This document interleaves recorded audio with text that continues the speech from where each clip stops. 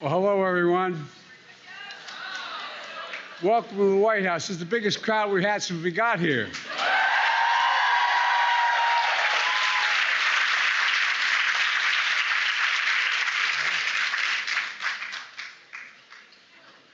I'm Joe Biden. I'm Jill Biden's husband.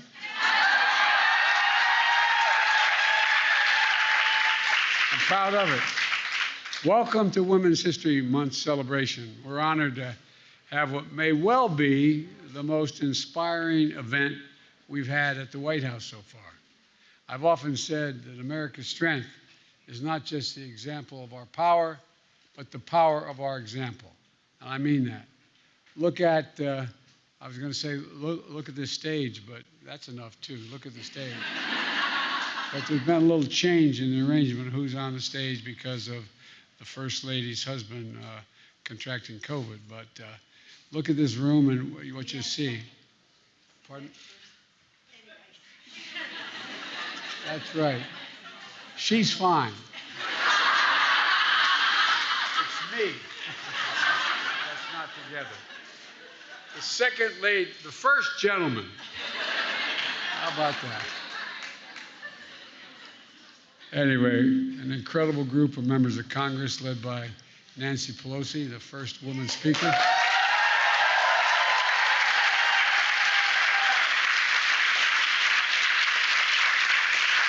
I believe will be considered one of the greatest speakers in our history.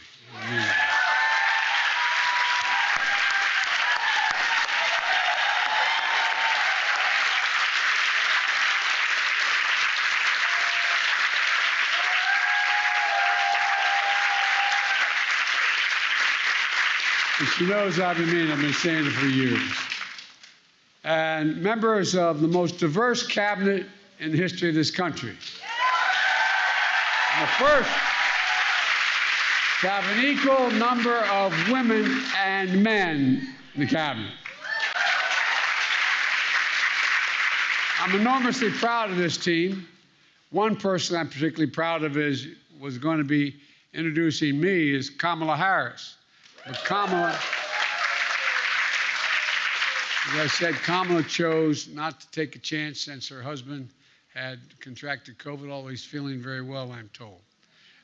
By the way, when he tested, he's fine, but out of abundance of caution, she decided she wasn't going to join us today.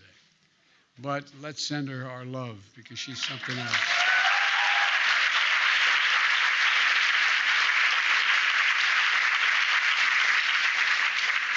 And I know how proud she is of our team.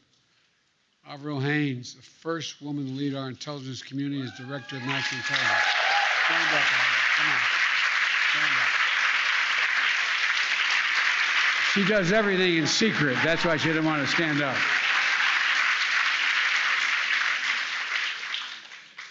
Former Governor Jennifer Granholm, the Energy Department.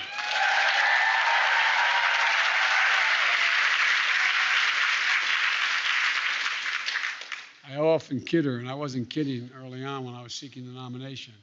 Had she been born in America, she'd be standing here and I'd be sitting there. She was the former governor of the state of Michigan. Michigan, wrong. She was a former state, she was a governor. I'm teasing, but we often kidded about it. And Isabel Guzman, Small Business Administration, where are you?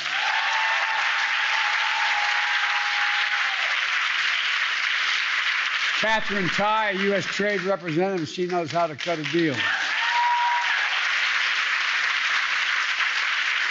And C.C. Rouse, Chair of the Council of Economic Advisors.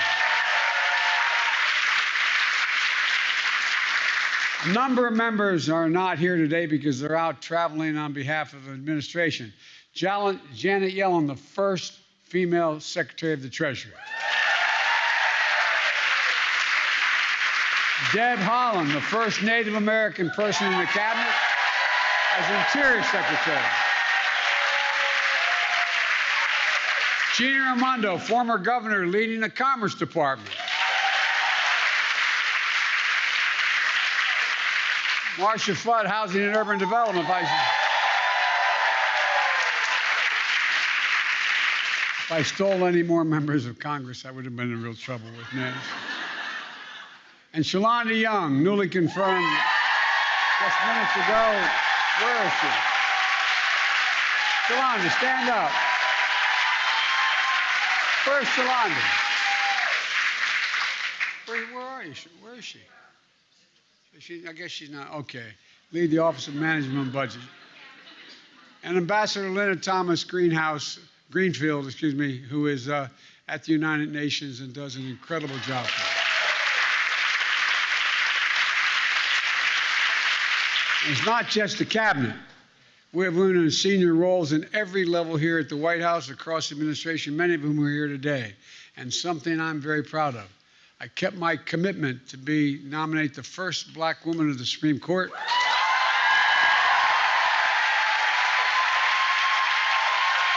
She's really good.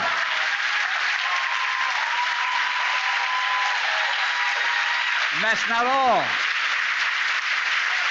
We have confirmed more black women to the Circuit Court of Appeals than every previous administration combined.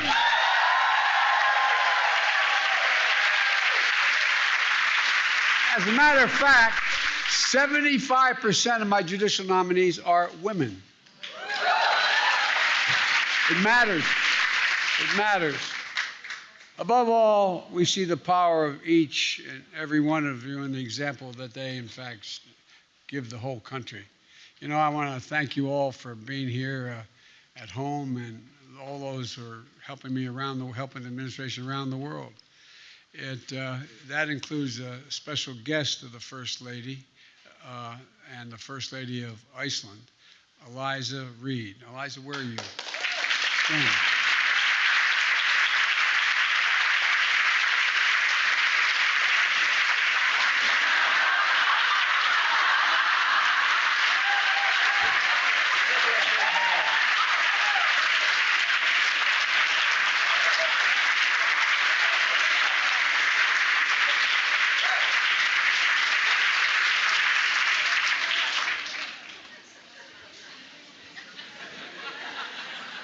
She is a real champion for gender equality. We had a nice long talk. Women's History Month is an opportunity to honor the legacy, the vision, and the achievements of trailblazing women and girls who've built, shaped, and strengthened the very character of this nation.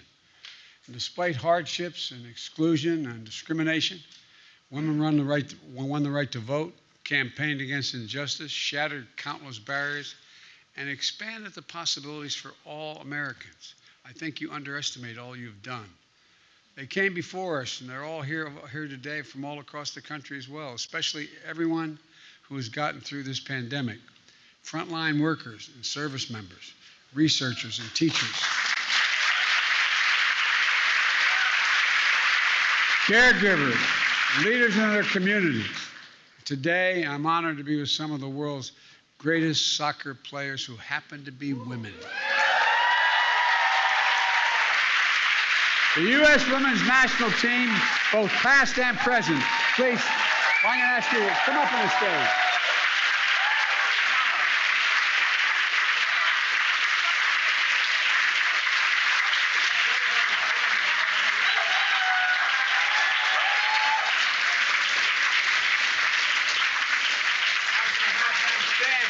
You couldn't see him anyway, because everybody else is standing.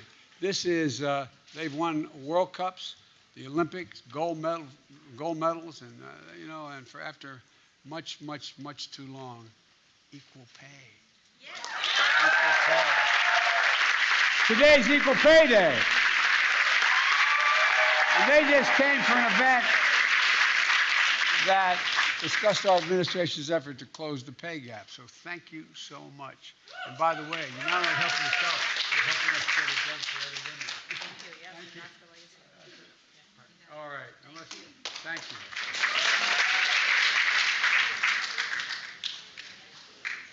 And look, we're doing so by expanding access to good-paying jobs, lower costs for child care and elder care so women can get back to work or their families can have economic security.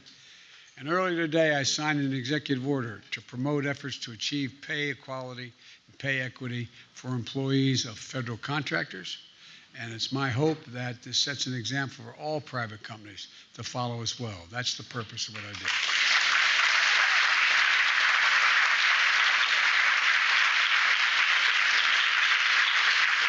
Let me just close with this.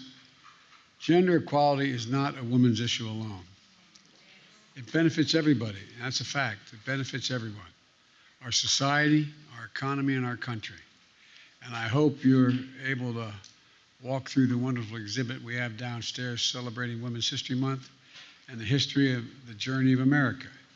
Back in February, I was in Lorain, Ohio, outside of Cleveland, to talk about a new infrastructure law that was going to transform our nation. It was the day before the birthday of Lorraine's one of her most famous daughters, Nobel Prize winner and Pulitzer Prize winner, and one of Jill's favorite authors, Toni Morrison. Toni was also the mother-in-law of Dr. Rouse, one of our nation's top economic thinkers. Ms. Morrison left us words to live by. She said, "We've got more yesterdays than anybody. We need some kind of tomorrow. We need some kind of tomorrow." Downstairs is a display honoring Toni Morrison and that singular belief in tomorrow. That singular belief that in America, anything is possible. I was once asked by Xi Jinping in China, how could I define America? I said, yes, in one word, God's truth, in one word, possibilities. We believe anything is possible in this country. And that singular power of example shows our daughters, our granddaughters, not a single thing a man can do that a woman can't do as well or better. And by the way, I can honestly say without fear of contradiction, from the time my daughter was born, our daughter was born, so the time our 4 granddaughters were born, I've told them every day they could listen that there's not a single thing they can't do. And I mean that from the bottom of my heart. And they are living proof of that truth. I want to start talking about my granddaughters now, if I can. But, especially the women I'm honored to introduce, and who has more influence on them and has set an example that I think I'm just fortunate, and they're fortunate to have witnessed and be part of.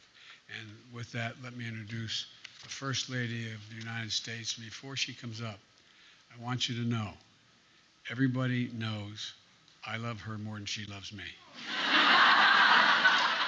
I'm going to tell the story, Joe. Tell the story. When we first got to the Vice President's office, as those of you who are from Washington know, you walk down the steps from the Eisenhower building, you're looking right into the Vice President's office. And the windows, I think, are 16 feet high, and they have 12 big panes of glass, and 4 of them going across the office. I think it's 4. And so Jill's favorite day of the year is Valentine's Day. And so she had gotten, as a professor or teacher, she's still teaching full-time, a teacher, she got that erasable paint you can, use. And she, on every window, she got the maintenance guy to bring up a ladder. And every window, she put a big heart, and she said, "Joe loves Jill." Swear to God, in every single window.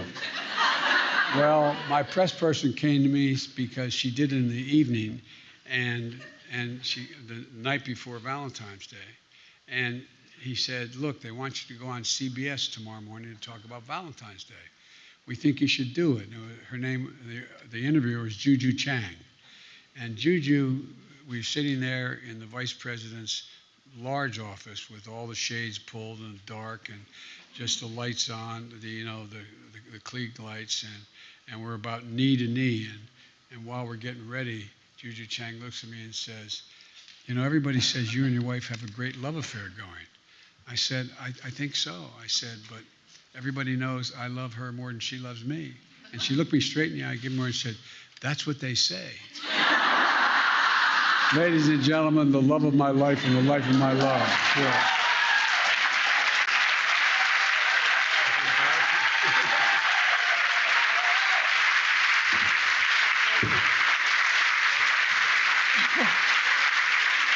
Thank you.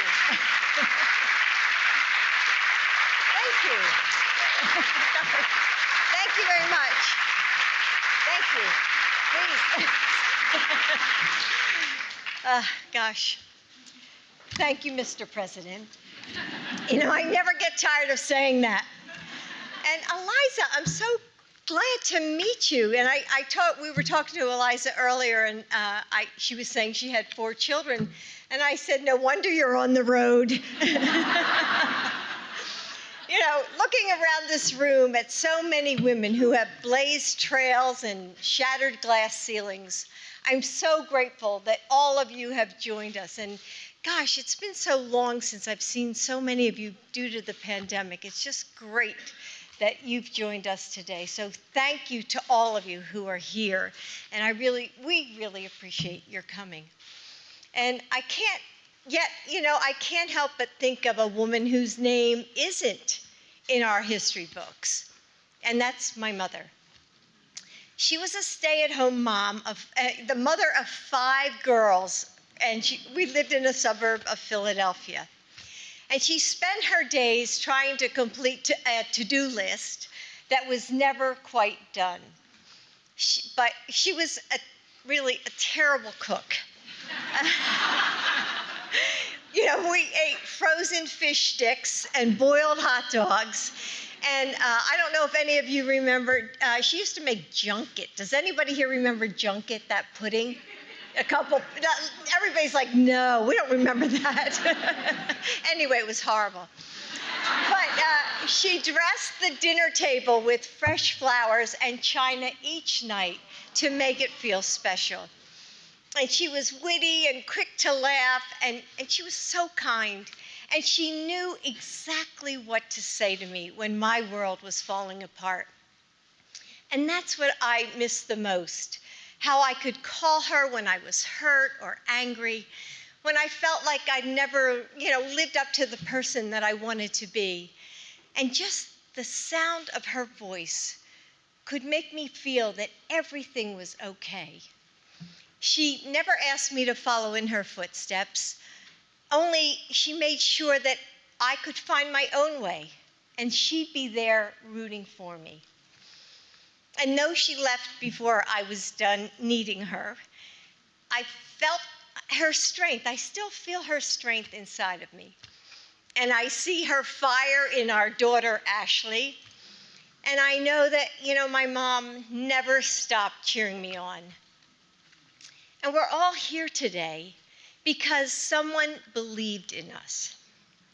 It was our mothers, our nanas, and teachers and mentors, because someone taught us to be brave. And we are here to be those women for someone else. In big historic ways, becoming, as the Vice President says, those firsts but not lasts. And in small ways too, helping our daughters believe in a world we haven't won yet. Showing our sons that it's their work too.